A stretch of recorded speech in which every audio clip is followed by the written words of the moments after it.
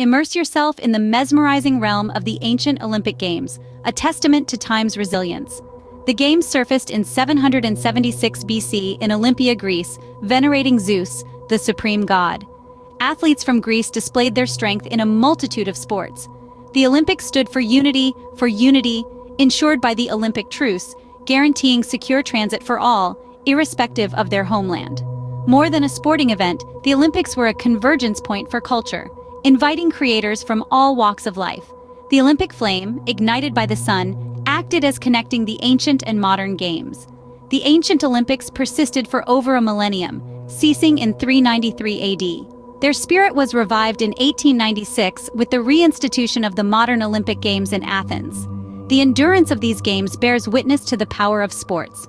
If you savored this historical journey, remember to like, subscribe for more intriguing stories. Until next time, embrace the spirit of Olympism.